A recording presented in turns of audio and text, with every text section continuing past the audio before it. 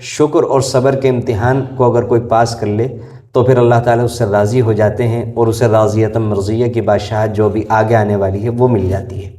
یہ دونوں چیزیں بنیادی ہیں، اور ہر انسان کے شکر اور صبر کا امتحان ہوتا رہتا ہے۔ اسی کے اوپر انسان کے ایمان کی بنیاد ہے، اسی سے ایمان جانچا جاتا ہے انسان کا کتنا مضبوط ہے اور کتنا کمزور ہے۔ تو اگر اللہ تعالیٰ کسی انسان کو دیں تو وہ فخر و تکبر کا شکار نہ ہو، شکر کرے اور غریبوں کا حق ادا کرے، جو اللہ تعالیٰ نے اس کو مال دیا ہے ان کے اوپر خرچ کرے۔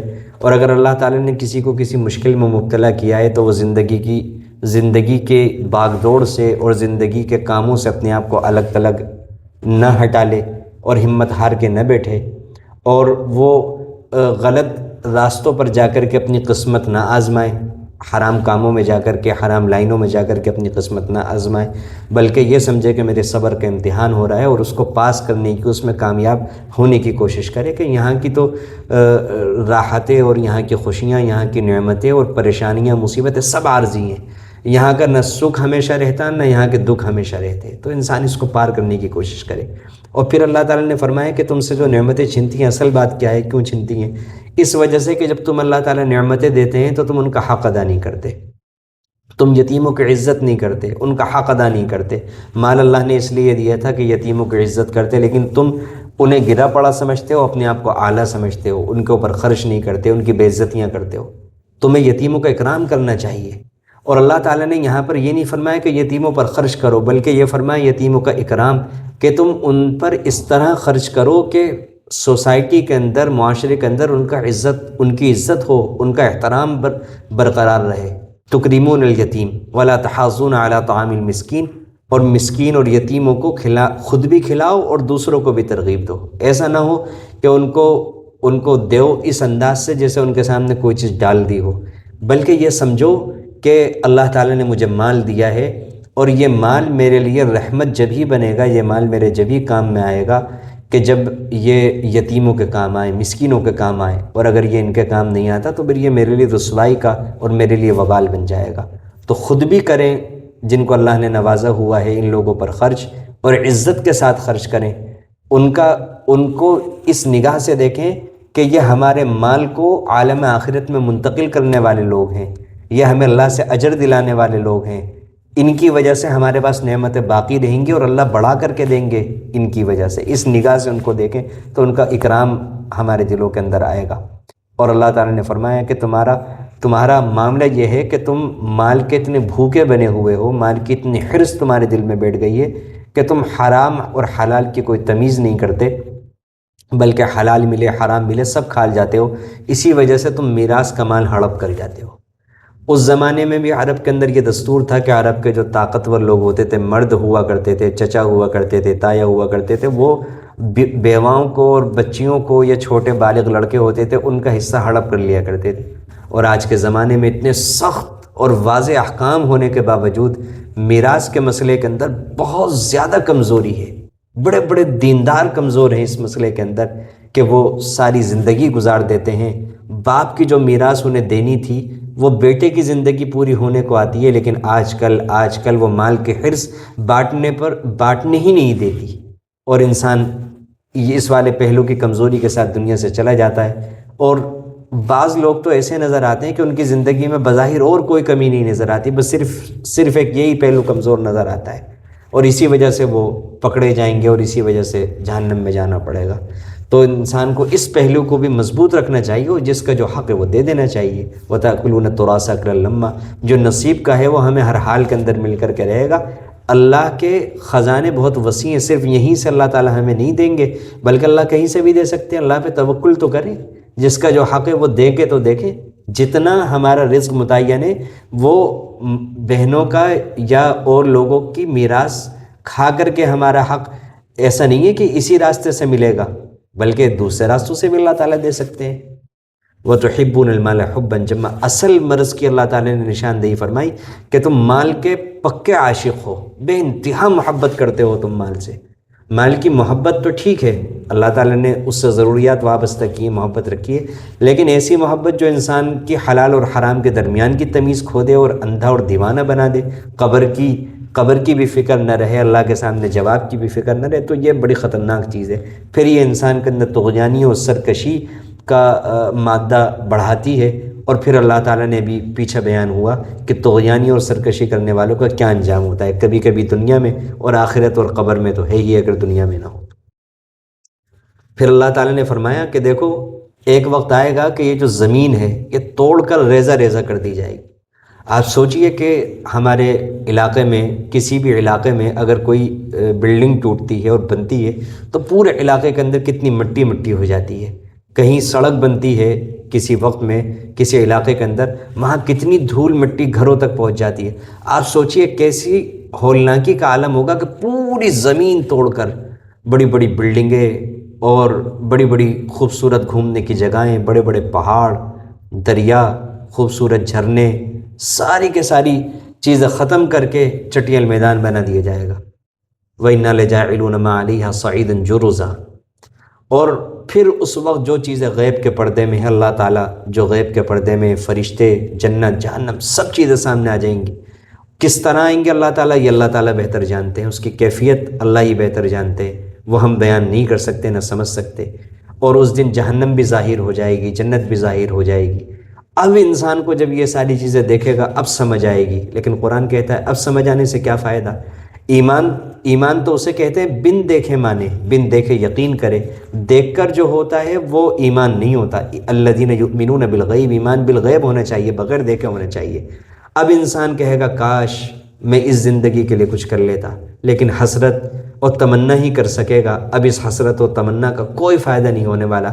اللہ کی محبت دیکھیے، اللہ نے ابھی جو بعد میں انسان کے اوپر حالات بیتیں گے ابھی بیان کر دیے تاکہ انسان عبرت حاصل کرے اور اپنی اصلاح کر لے۔ مجھے اور آپ کو اللہ نے زندگی کی مہلت دی ہوئی ہے، ہم اس نعمت کی قدر کر لیں اور اپنے معاملہ ٹھیک کر لیں، گناہوں کو چھوڑ دیں اور اللہ کے پورے فرما بردار بن جائیں، اسلام میں پورے کے پورے داخل ہو جائیں، تاکہ ہم قیامت کے دن ایسی حسرت اور تمناؤں کی پریشانی نہ جھیلیں۔ فَيَوْمَئِذٍ لَا يُعَذِّبُ عَذَابَهُ أَحَدٌ۔ پھر اس دن اللہ کا غضب، اللہ کا جلال ظاہر ہوگا، اور اس دن اللہ جیسا عذاب دیں گے ایسا کوئی عذاب نہیں دے گا۔ دنیا کے اندر انسان کیسی بھی اذیت اور پریشانی میں مبتلا ہو، لیکن موت کے آنے کے بعد وہ پریشانی، وہ اذیت ختم ہو جاتی ہے، لیکن وہاں تو موت ہی نہیں آئے گی، تو وہاں جیسی اذیت، وہاں جیسا عذاب، کوئی عذاب نہیں ہوگا۔ اور اللہ کے باندھنے کی طرح کوئی باندھنے والا نہیں ہوگا۔ دنیا میں کسی بھی انسان کو کسی بھی جگہ قید کر دیں، لیکن موت کا فرشتہ اسے قید سے نکال کر لے کر چلا جاتا ہے، لیکن وہاں پر جو بندش ہوگی وہاں تو موت ہی نہیں آئے گی، تو اس بندش سے نجات ہی نہیں ملے گی۔ یہ تو ہوا برے لوگوں کا انجام، اور اچھے لوگوں کا، اللہ اکبر۔ اللہ سے دعا کریں اس گنہگار کے لیے بھی، اور ہم سب کے لیے دعا کریں، اور اللہ سے ہم کہتے ہیں کہ اللہ ہمارے اعمال تو ایسے نہیں ہیں، لیکن اللہ دل کے اندر تمنا ہے، اور اللہ آپ ہی سے مدد مانگتے ہیں۔ اللہ ہم اچھے بننا چاہتے ہیں، اللہ ہمیں اچھا بنا دیجئے، اور اللہ ہم جنت میں جانا چاہتے ہیں، اور یہ نعمت جو آگے کی آیتوں میں بیان ہونے جا رہی ہے، اللہ یہ نعمت حاصل کرنا چاہتے ہیں اپنی رحمت سے۔ اللہ اس کی کوشش کرنے کی توفیق عطا فرما دیجئے، اور اللہ ان لوگوں میں ہمارا حشر فرما دیجئے۔ اللہ تعالیٰ اپنے پسندیدہ نیک بندوں سے، جن کو جب نعمتیں ملی دنیا کے اندر تو وہ نعمتوں پر اترائے نہیں، انہوں نے اپنی آزمائش سمجھی اور شکر کے ذریعے سے انہوں نے اس آزمائش کو پاس کیا اور اس کے اندر کامیاب ہوئے، اور برے حالات آئے تو صبر کے امتحان سمجھا اور صبر میں پاس ہوئے اور کامیاب ہوئے۔ ایتھا النفس المطمئنہ، یا ایتھا النفس المطمئنہ، اللہ کی طرف سے ہوگا، اعلان ہوگا، سب کے سامنے پکارا جائے گا۔ یہ ہیں وہ لوگ کہ جو دونوں حالتوں میں مطمئن رہے، اللہ سے راضی رہے، اللہ سے ناراض نہیں ہوئے، اللہ سے خوش رہے، مطمئن رہے اللہ کے فیصلوں پر اور اللہ کی باتوں پر، اللہ کے احکامات پر۔ ارجعی الی ربک، اب تمہارا انعام یہ ہے کہ تم اپنے پروردگار کی طرف لوٹ چلو، راضیۃ مرضیہ، تم دنیا میں اللہ کے فیصلوں پر اور اللہ کے احکامات پر راضی رہے اور دونوں حالتوں میں ڈامڈول نہیں ہوئے بلکہ اللہ ہی پر مطمئن رہے، تو اب تمہارا انعام یہ ہے کہ اللہ بھی تم سے ہمیشہ کے لیے راضی ہو گئے، جیسے تم ہر حالت میں راضی رہے ایسے اللہ بھی تم سے ہمیشہ کے لیے راضی ہو گئے۔ اب تمہیں کوئی پریشانی نہیں ہے۔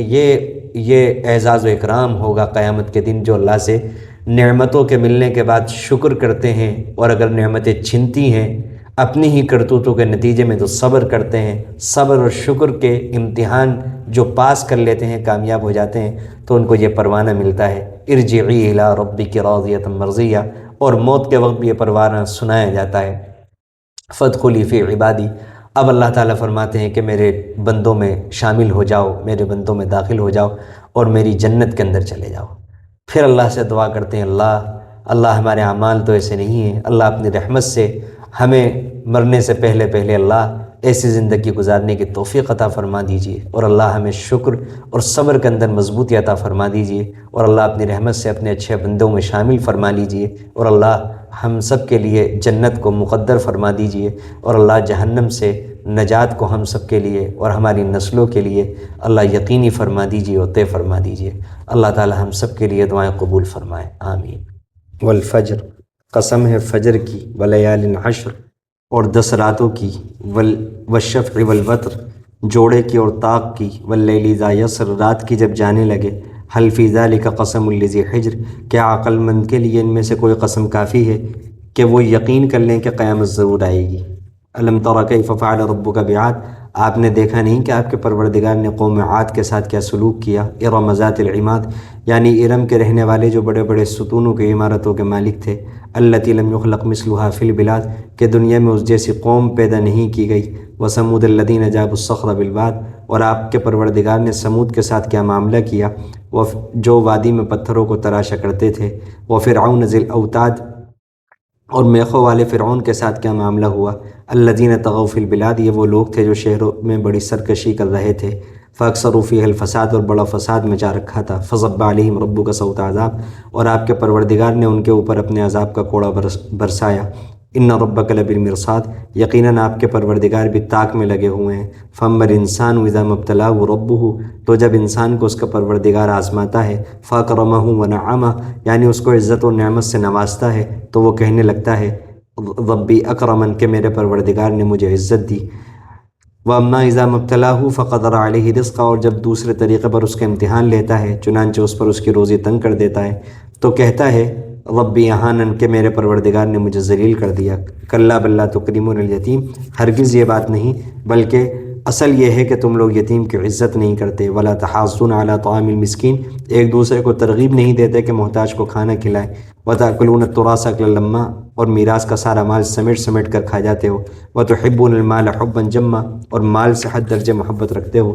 کلا اذا دکت الارض دکا دکا، جب زمین کوٹ کوٹ کر ریزہ ریزہ کر دی جائے گی۔ وجاء ربک والملک صفا صفا، آپ کے پروردگار اور قطار باندھے ہوئے فرشتے رونق افروز ہوں گے۔ یوم یتذکر وجیء یومئذ بجہنم، اور اس دن دوزخ لائی جائے گی، اس روز انسان سمجھ جائے گا، اور اس وقت سمجھنے کا کیا فائدہ۔ یقول یا لیتنی، کہے گا کاش میں نے اپنی زندگی کے لیے کچھ بھیجا ہوتا۔ فیومئذ لا یعذب، اس دن اللہ جو عذاب دے گا ویسا عذاب دینے والا کوئی نہیں۔ ولا یوثق وثاقہ احد، اور اللہ جیسا جکڑے گا اس جیسا کوئی جکڑنے والا نہیں۔ یا ایتھا النفس المطمئنہ، اطمینان پانے والی روح، اپنے پروردگار کی طرف اس طرح لوٹ جا کہ تو اس سے خوش رہے اور وہ تجھ سے۔ فادخلی فی عبادی، میرے کامیاب بندوں میں شامل ہو جا۔ وادخلی جنتی، اور میری جنت میں داخل ہو جا۔